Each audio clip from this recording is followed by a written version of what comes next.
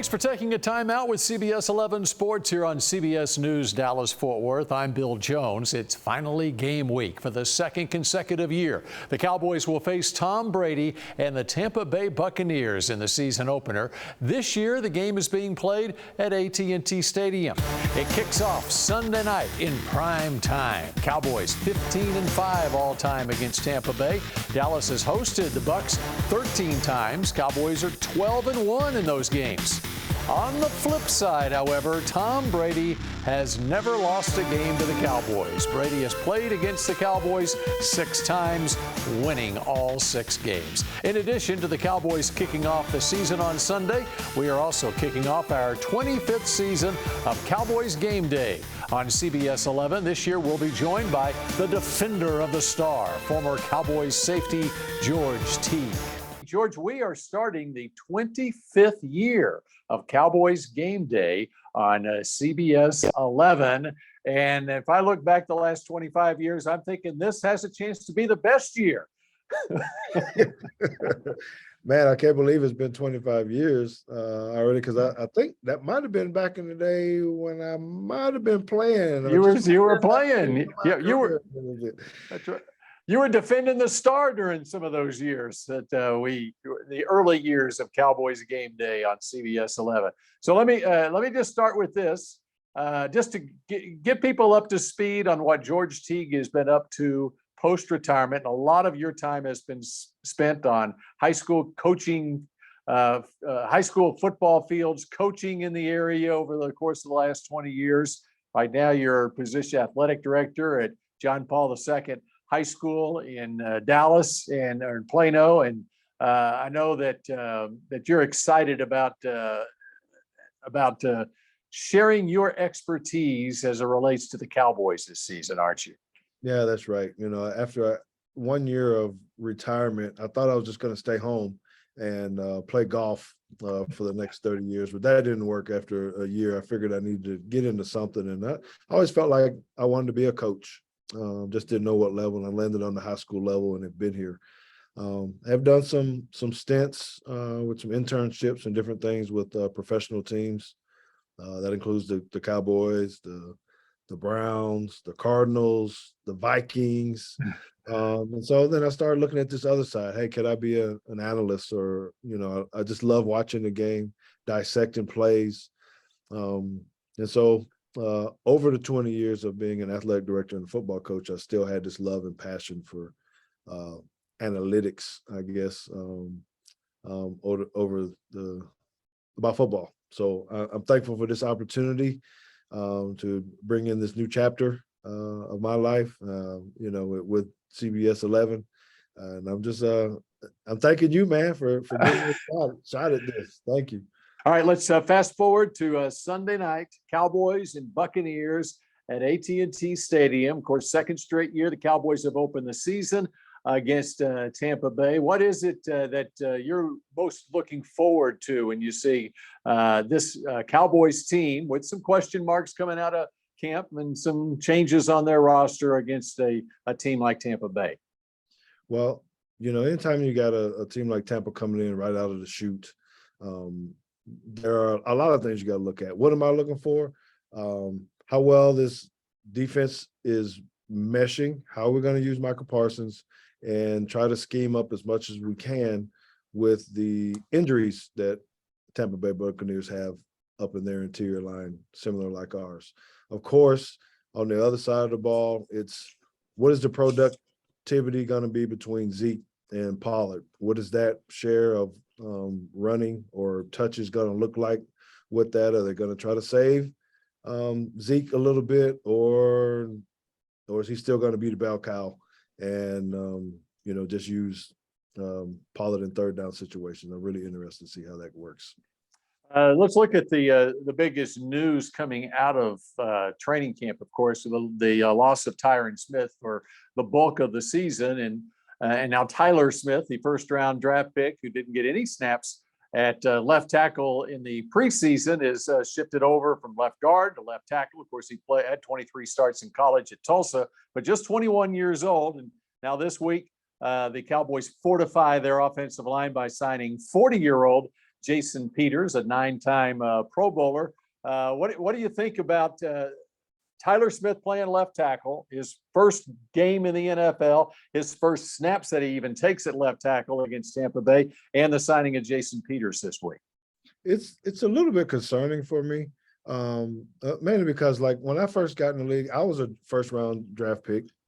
Felt like I was a pretty good player, but the first time when I got in my first game and it was against the Raiders and those dudes were fast and big, there still was an adjustment that I needed to make. As good as I thought I was, it humbled me quite a bit. So to have him at the left tackle spot, the key position on the offensive line, to protect Dak, it's scary in one sense. So I'm glad that they did sign Jason Peters to try to give some relief or depth, but we don't really know what his status is going to be this weekend there, if he's in shape and can do it. So this is another one where I think, we're just going to have to see how it's different playing left tackle than it is at a guard position. Big time different. And a lot of people don't realize that when you're an inside, you got a little bit more help from a center and a tackle. Maybe they'll have to put a tight end over there to give him a feel like he's a guard and this kind of stuff to help him chip up and be able to get to guys. But I don't know. I think he's going to be okay in the long run. I just think out of the chute on Sunday night against the Tampa Bay Buccaneers, he better be ready to go. All right. And you alluded to it, talking about the run game, and listening to Jerry Jones talk, he sounds like he plans on his thoughts are that the Cowboys will still be using Zeke as the bell cow and he stresses the importance of the run game. When you look at what the Cowboys have at the wide receiver position, with Amari Cooper now a member of the Cleveland Browns, Cedric Wilson now a member of the Miami Dolphins, Michael Gallup a member of the injured, not the injured list, but he's not going to be playing in this game coming off the ACL injury. Cowboys with some young wide receivers that need to step up. How important will the run game, though, be against Tampa Bay when you consider all those factors? No, it's going to be really important. And I actually think that could be one of our strengths, actually, of being able to run the ball. Those guys are, they're talented up front. As long as we can stay away from any injuries and don't have the penalties like we have been seeing here in recent past, we should be good. So although Jerry is saying that, hey, he's going to lean on it, I think he's going to try to influence them to try to use Zeke to be, the bell cow of it. But I think just with the flow of the game, if Dak is feeling a certain kind of way with check downs, getting the ball out early, maybe it could lead to some play action passes. But I plan on seeing a heavy dose of run game. But still, I'm not confident on how much of it's going to be Zeke versus Tony Pollard. It's going to be interesting to see. We saw glimpses of it in training camp where they would line Tony Pollard out in the slot, maybe get him and Zeke on the field at the same time. And the other X factor, I think, in this offense could be Kevontae Turpin. I mean, we saw what Kevontae can do in the return game, but he won the MVP award in the USFL, not just because of his return ability. He also caught like 75 balls this spring. And Kellen Moore was asked about Kevontae Turpin just yesterday out at the Star, and he was raving about him as a receiver too. He could be an X factor in this offense. No, absolutely. I think anytime you have someone like Kevontae Turpin, it's someone you can throw a quick screen to, tunnel screens, meaning coming to the inside and running behind linemen, or bubble screens, throwing them out. This is a guy that can make someone miss and take it to the house. I think we're going to be more potent. For those of people that didn't take Dak Prescott in their fantasy football league, I think because I think he's still going to have a good day throwing the football. And after I heard Kellen talking yesterday, I think I'm gonna get back into my a couple of fantasy football teams and maybe even pick up Kevontae as a flex or something. Try to get ahead of the game on that. That's right. That's right. All right, how about on defense? And you mentioned Micah Parsons, and I think one of the intriguing moves that the Cowboys made even after training camp started was the signing of Anthony Barr, and what that does maybe to free up Dan Quinn to use Micah Parsons in whatever way he wants to on this defense. How big do you think that was? I think it's huge. It's absolutely amazing. So I got to watch Anthony Barr for 4 to 6 weeks last year when he was with the Vikings, because I was up there working with them. And this guy is big. He can run. He's talented.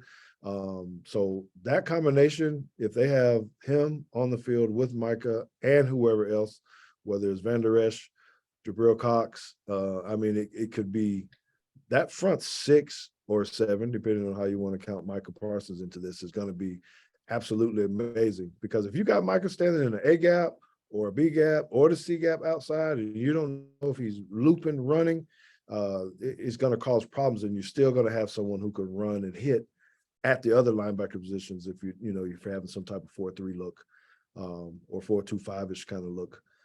So it's going to be really interesting to see how they maneuver and how they put Micah all over the field. And it's interesting too, because the senior defensive assistant for the Cowboys, as you know, is George Edwards, and he was the defensive coordinator with the Vikings when they drafted Barr out of UCLA, the 9th overall pick. I've always wondered with Anthony Barr, I didn't know exactly what he is. Is he a pass rusher? Is he an outside linebacker? What is Anthony Barr? I think Anthony Barr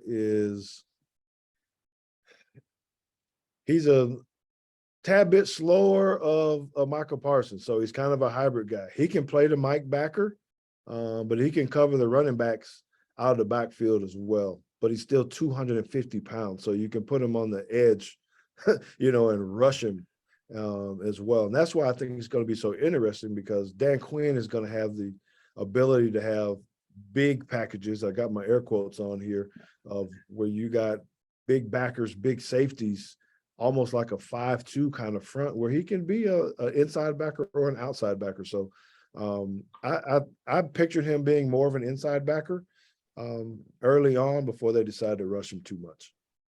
What he is, I think, Anthony Barr might be a defensive coordinator's dream, because he can disguise packages. He can use them in different ways, where he can keep the same personnel on the field and just use him in different ways. Before we wrap it up here, tell me about this secondary and who it is that has stood out to you. Obviously, Trayvon Diggs with his 11 picks last year, but what's going to be the key with this secondary as they take it to another level this season? Well, I think the pleasant surprise for me was seeing how Brown played at the other corner during the preseason. The little bit that we got a chance to see, it looked like he has improved because he knows he's going to get a lot of targets. So we should be pretty solid back there. For what I'm hearing from inside the camp, it feels like that the secondary can be really good, especially when you get Jordan Lewis back and he's fully healthy. You feel like you have 6 or 7 that can really play. Who am I looking for this year? Mukwamu. I want to see how they use him. Again, going into these big packages, I've been studying and hearing a lot about how do you have big nickel packages, where you got 3 safeties, big safeties, and you add a Barr and a Micah. I mean, these guys are huge, and they can cover.